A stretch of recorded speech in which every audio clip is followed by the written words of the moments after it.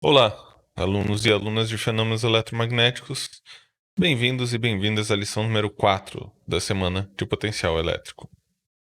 Nesta lição, seguiremos essa bibliografia que está indicada no slide. Nas lições anteriores, nós já vimos a relação entre o campo elétrico e o potencial elétrico, mas ela é mais importante do que a gente apenas passou nas lições anteriores. Então lembrem que a gente viu que ΔV é igual ao ΔU dividido pela carga. Que isso era igual, então, menos a integral de A até B do campo elétrico produto escalar com ds. Agora, podemos escrever isso de uma maneira diferencial. Então, a gente fica com o diferencial de potencial dV sendo igual a menos o campo elétrico produto escalar com o deslocamento infinitesimal ds. Então, se o campo possuir apenas componente x, nós ficamos com dV é igual a menos Ex dx, pois agora não tratamos mais de um vetor, mas sim apenas de uma componente.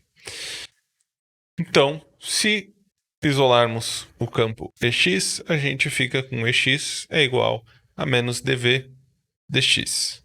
O mesmo pode ser realizado para as componentes y e x, mas eu dou mais detalhes para campos com três componentes em seguida. O caso radial, ele fica como ER igual a menos dV dr, ou seja, a derivada em relação ao raio do potencial V. Já para um campo que tem componentes nas três dimensões, então um campo E igual a EXI mais EYJ mais EZK, nós ficamos com o seguinte: EX, a componente x, é menos a derivada do potencial V de XYZ em relação a x. Componente y é menos a derivada do potencial em relação a y. E EZ é menos a derivada parcial do potencial em relação à direção z.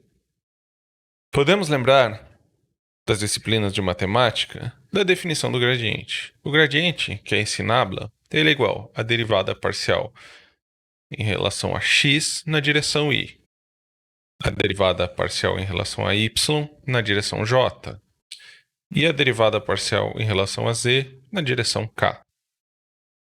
Então, podemos utilizar essa definição para nossa definição de campo elétrico.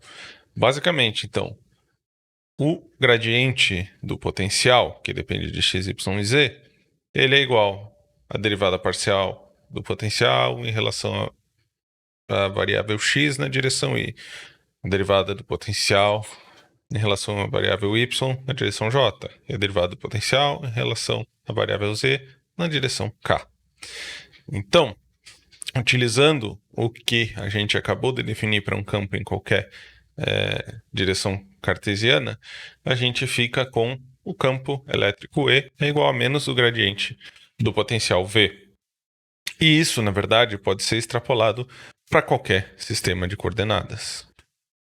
E aqui temos alguns exemplos, então, dos campos elétricos formados. Algo que vocês já viram, essas linhas de campo. Então, aqui temos o caso de uma placa infinita, que forma essas linhas retas. E aqui temos o caso de uma carga pontual. E aqui o caso de um dipolo, com duas cargas, uma positiva e uma negativa. Ótimo! Isso era o que eu tinha para passar para vocês nessa lição. Muito obrigado pela atenção e até a próxima lição.